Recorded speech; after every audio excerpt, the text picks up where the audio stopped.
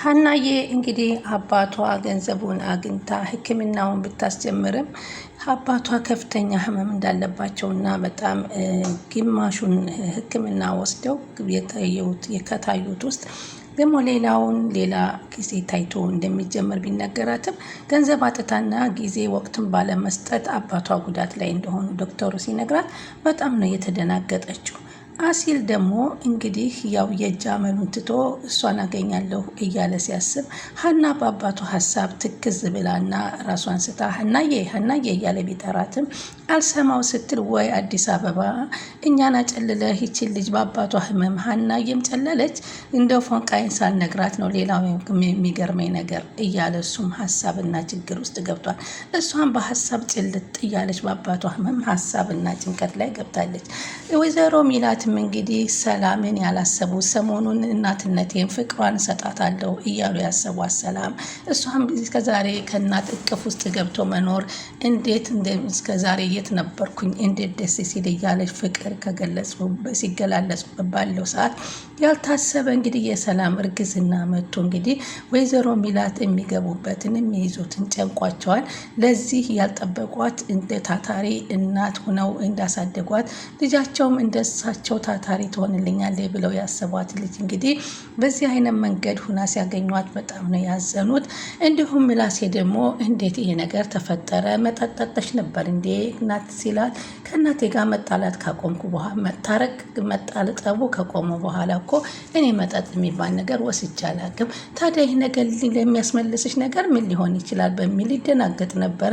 ላደረክልኝ ትብብር በጣም አመሰግናለሁ ብትለውም ነገሮቹ ግን ድብቁ ነው ሊያውቃቸው አልቻሉም ነበር።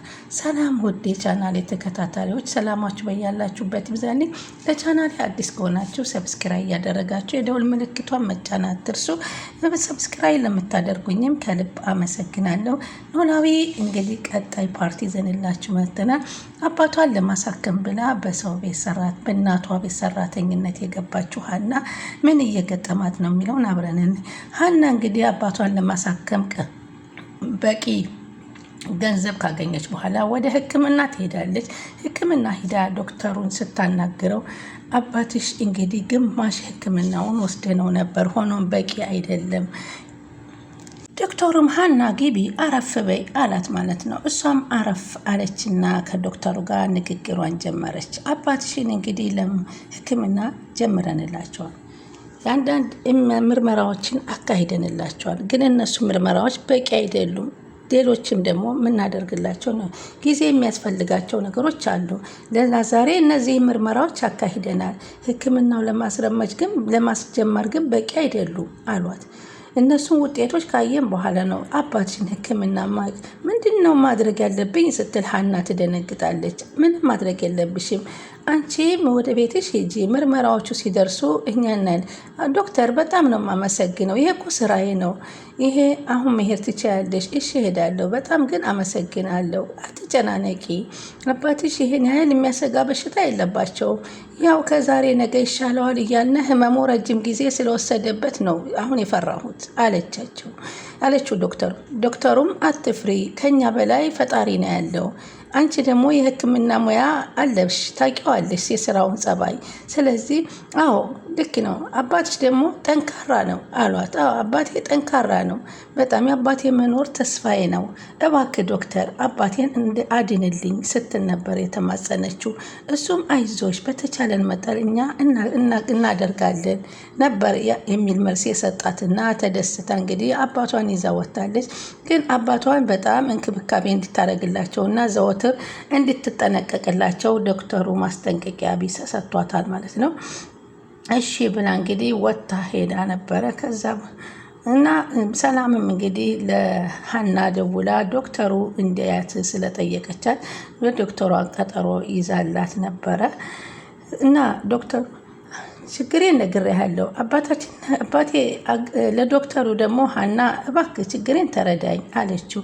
እኛ እዚህ አይደለም የምንኖረው፣ ስለዚህ ቤታችን አገራችንም ከክፍለ ሀገር ነው የመጣ ነው። ስለዚህ እና እንዴ ሰላም እንግዲህ የት አለች እያሉ እሷንም እየፈለጓት ነበረ። ከዛ እንግዲህ ሀና ደግሞ አባቴን ላሳክም ብላ ስለወጣች አሲል ማን ነው ምላሴ የታለች ሀና ሲል ሀና አባቴን ላሳክም ብላ ወጥታለች ትላለች እናቲቱ። እባክህ ተነስና ምሳ እንብላና ቢሮ ልሂድ እስኪ አለች እናት። ቢሮ ሂጄ ምን ትሰሪያለች? ከዚህ በኋላ አብረን እንሂድ ምላሴ፣ ከዚህም ተኝተህ ከምታረፍድ መንቀሳቀስ ጥሩ ነው፣ ግን አብሬሽ ብሄድ እማዬ ደስ ይለኛል። ግን እኔ እንደዚህ አሁን የሚሄድበት ቦታ አለኝ። ምን ችግር አለ? የት? ፓርኩን ታውቀው የለም አለችው። ቤተሰቦቹ ከሀገር ወጥተዋል መሰለ። ከእሱ ጋር ከክላስ በኋላ ወደ ቤቱ ልንሄድ ተቀጣጥረናል። ለምን?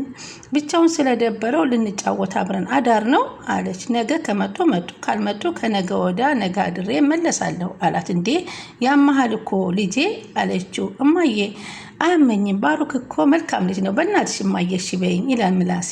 ምላሴ ባሩክ ስለሆነ ነው እንጂ ሌላ ሰው ቢሆን አልክልም። በጣም አመሰግናለሁ እማዬ፣ እኔም ባሩክ ስለሆነብኝ ነው እንጂ ከቤት ሞቶ ማደር አልፈልግም። ምሳችን እንብላና አብረን እንሂድ አላት። በቃ እሺ ጥሩ ትውጣና እዛ ምሳ አብረን እንብላ እየተባባሉ ወይዘሮ ሚላትና ምላሴ ከመኝታ ክፍሉ አስወጥተውት እንግዲህ ወደ ሳሎን ሄደው ምግብ ለማዘጋጀት እያሰቡ እያሉ እንግዲህ ምግቡ እንግዲህ መመገብ አትችልም።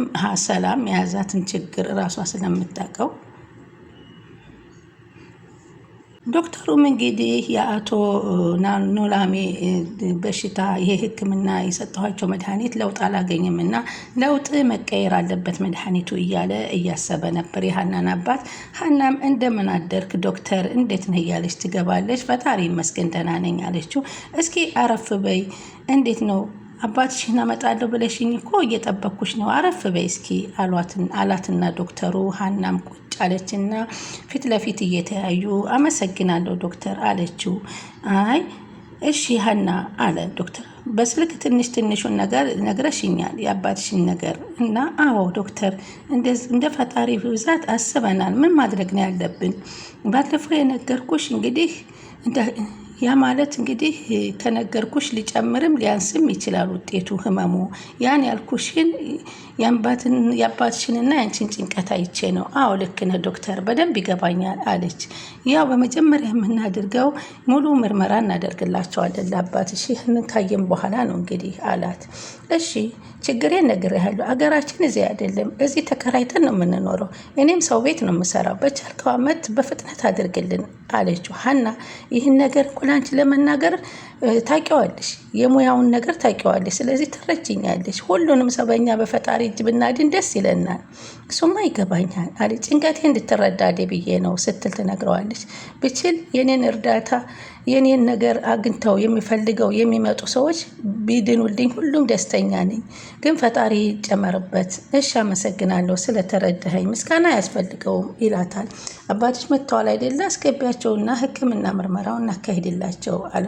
በይሺ ውጭ ከሚመጡ ከዚህ እኔ ተነስቼ ሄጄ ካሉበት ለሕክምናውን ልጅ አስጀምራቸው ብሎ ሄዶ ነው እንግዲህ የሀና አባት ችግር እንደሆኑ እየተገለጸላት።